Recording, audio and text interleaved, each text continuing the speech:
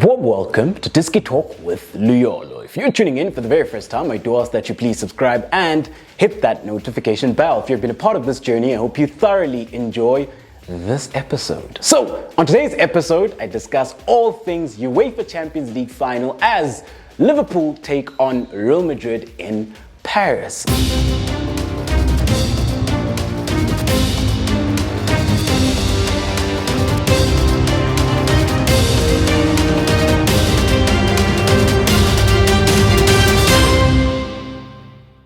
So, when you have a look at it then, coming up into this encounter, the red team will represent Liverpool and then the blue team will represent Real Madrid. So, here's then the UEFA Champions League final. So, this is then a pre-match analysis of Liverpool versus Real Madrid. Jurgen Klopp versus Carlo Ancelotti. So, coming up then into this encounter, with Liverpool then, they have been playing a 4-3-3. So, when you have a look at it then, in goals, they do have Alisson, and this has been then a very, very key player for Liverpool over the years, especially then from a defensive perspective, as this is a goalkeeper then who is a great shot stopper, commands his box very well, and he's also then a very good organizer. So Alisson then has also recently won the Golden Glove within the English Premier League. So this is then coming up into this encounter a very key player, especially then when you look at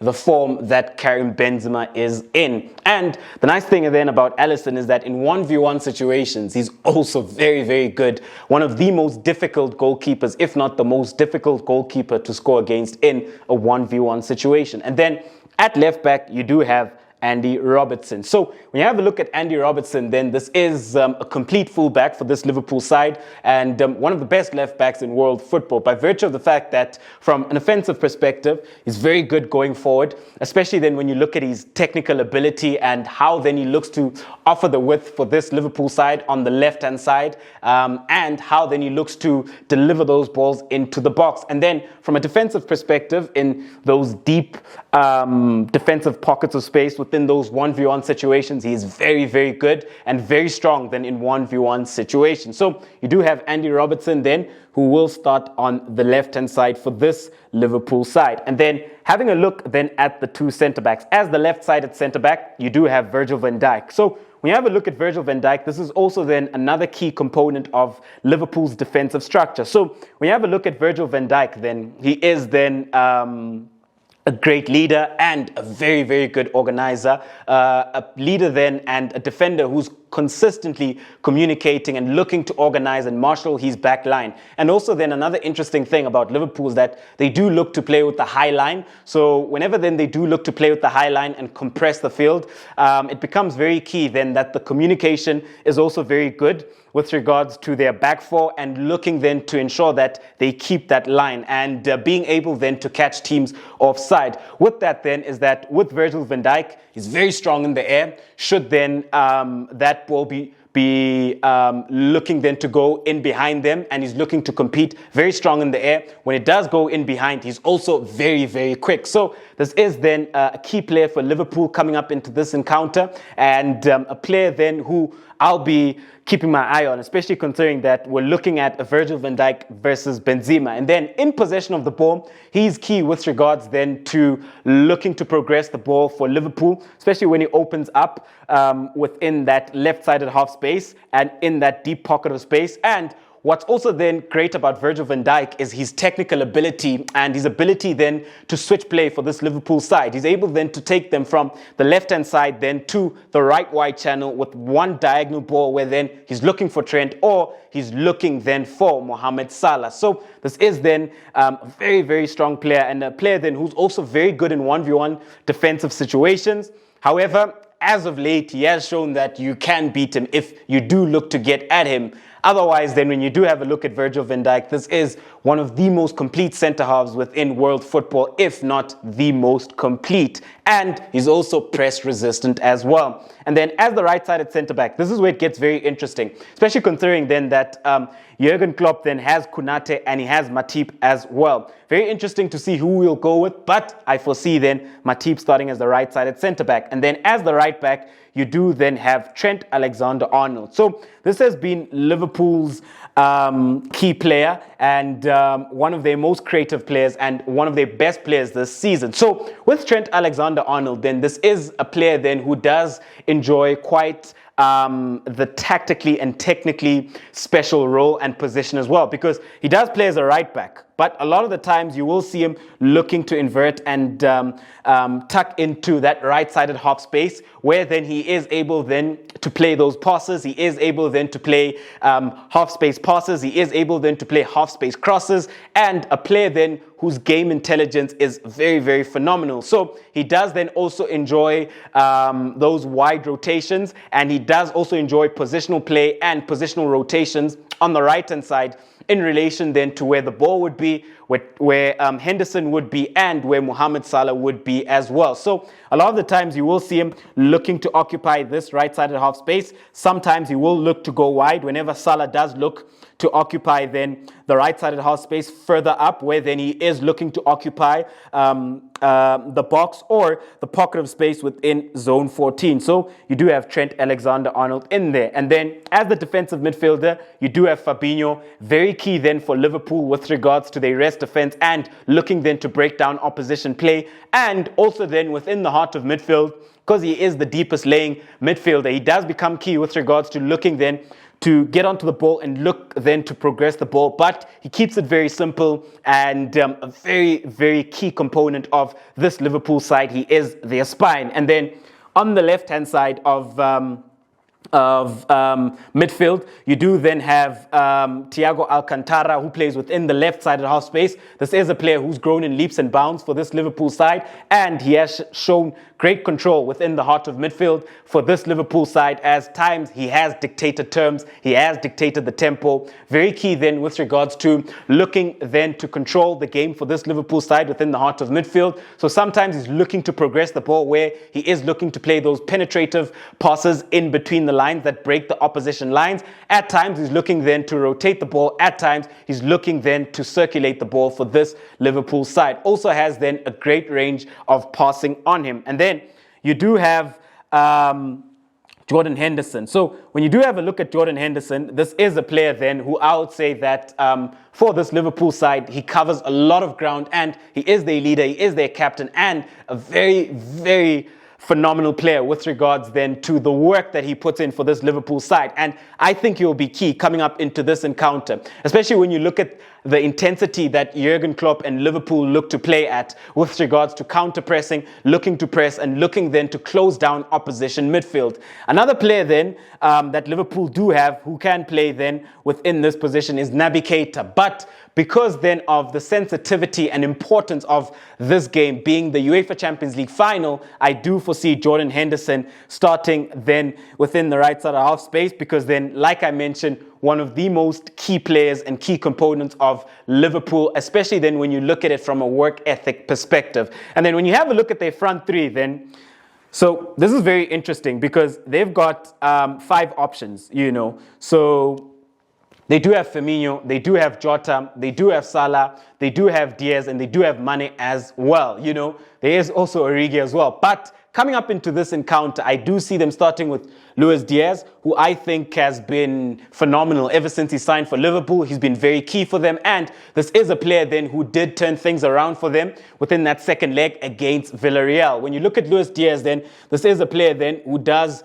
enjoy starting within that wide channel on the left-hand side. Very explosive, very dynamic, very good in 1v1 offensive situations, and a player then who does look to also then at times look to drift into that half space. And on the left-hand side then, whenever you would have that wide overload and that wide triangulation, he would look then to enjoy that with a Robertson, a Thiago Alcantara, and then you also would then have Luis Diaz on the left-hand side. And then up front, I do foresee them starting with Mane. I think Mane then has played very well within this role. At times, he does sort of look to drop deep within the heart of midfield. And when he does drop deep, this then does leave space in behind where Diaz can look to occupy, where Salah can also look to occupy as well. And then off the right-hand side, you do have Mohamed Salah, who has been who's had a very good season for this Liverpool side with regards to the goals and assists as well. With Mohamed Salah then,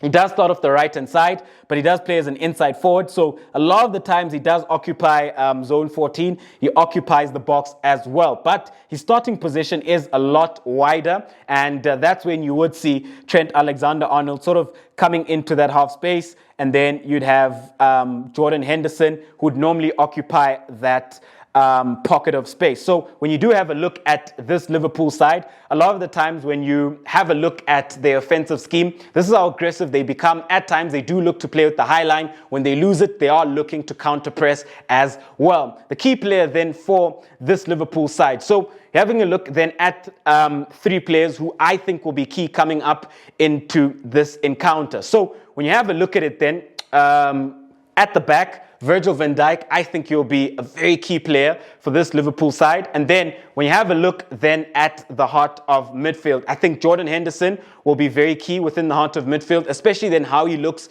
to apply pressure within the heart of midfield and looking then to close down then that trio within the heart of midfield against Real Madrid. And then the third player then, I would say that Mohamed Salah will be key, especially then when you do have a look at Liverpool, whenever then they do find themselves deep within their own half, and then they're looking then to transition offensively and looking then to hit Real Madrid on the counter-attack, because whenever Liverpool then do institute those counter-attacks, they're very, very, very deadly on the break, and they've got those quick transition as well. And then you've got Trent Alexander-Arnold, a fourth player who I think will be key from an offensive and a defensive perspective, because he does come up against Vini Jr. Players that can always come off the bench to impact the game. You've got Diogo Jota, you've got Firmino, and then you've got the UEFA Champions League legend, the man himself, Origi. Whenever Liverpool need a big goal, Origi does tend to come up with the big goals for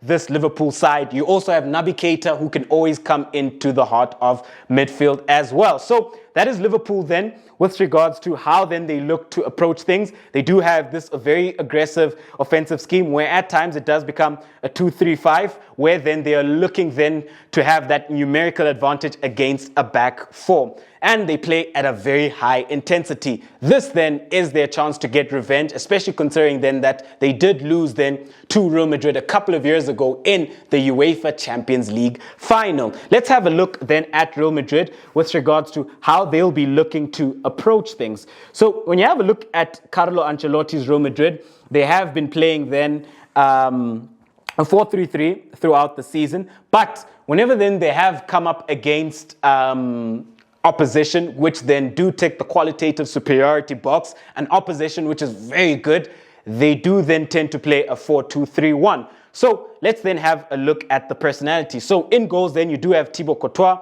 This is then a very good shot stopper, and he's been very key within the UEFA Champions League for this Real Madrid side, because at times he's made very important saves that have kept this Real Madrid side within the UEFA Champions League. And then when you do have a look at it then, at right back, you do have Dani Carvajal. So with Dani Carvajal then, he is then, I would say, their weakness within defense, especially then when you do have a Luis Diaz. So what Liverpool could do a lot of the times then is to overload the right-hand side, to isolate the left-hand side, to then create then that qualitative superiority where then they leave Luis Diaz one-on-one with Dani Carvajal. Because from a defensive perspective, Dani Carvajal isn't the best in 1v1 defensive situations. But when you do have a look at him then, he will be key in offering this Real Madrid side with whenever then Real Madrid are in possession of the ball and they are looking to attack as well. Because on the right-hand side, I do foresee him starting with Valverde. He is a natural midfielder, so he does look to drift into the midfield to then create that overload. He becomes then the fourth midfielder, and then you would have Dani Carvajal, who would then look to offer them the width on the right-hand side for this Real Madrid side. And then as a right-sided centre-back, you do have Eder Militao, and then you do have David Alaba. If not, then you also have Nacho as well. And then on the left-hand side, you've got Ferland Mendy. So when you have a look at Ferland Mendy, this is a key player then for this Real Madrid side down the left-hand side from a defensive perspective with regards to how then he looks to combat in 1v1 situations, especially coming up then against a Mohamed Salah, and that Liverpool would then have right-sided overloads with Henderson, with Salah, and with Alexander-Arnold as well. From a defensive perspective, it's going to be key that he can keep his position And then from an offensive perspective, how then he looks to offer width for this Real Madrid side and the wide rotations as well, and the relationship that he would then enjoy with Vini Jr. on the left-hand side.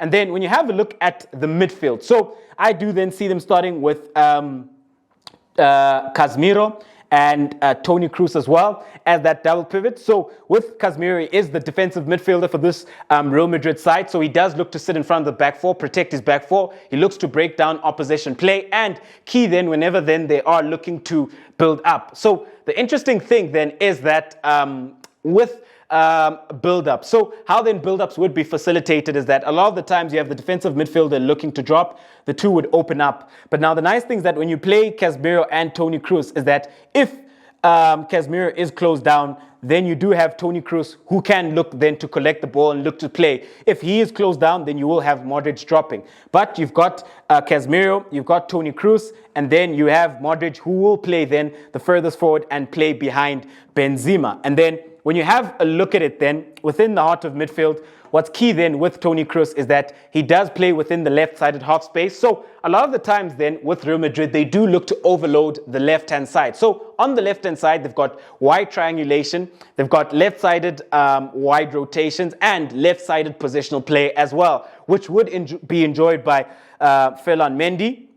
You've got Toni Kroos, and then you've got Vini Jr., and then you would have Benzema who would look to drift to the left-hand side. So this is where Real Madrid's strength is, and they do look to penetrate a lot of times from the left wide channel. And then when you have a look at it then, up front, you do have Benzema, you do have Vini Jr. These two players then have been key for this Real Madrid side with regards to the assists and goals in La Liga and within the UEFA Champions League. With Vini Jr. then, at times, he does look to offer you that width. When he does offer that width, Ferland Mendy would hold a deeper pocket of space and a deeper position on the left-hand side. With then Vini Jr., he will be then looking to go 1v1 with Trent Alexander-Arnold. As we do know that from a defensive perspective, Trent Alexander-Arnold isn't the best 1v1 defender. So this is where then this will be a key battle within the match, and this is where Real Madrid can look then to really go at Liverpool on the right-hand side and look to have then a left-sided overload and left-sided wide rotations, and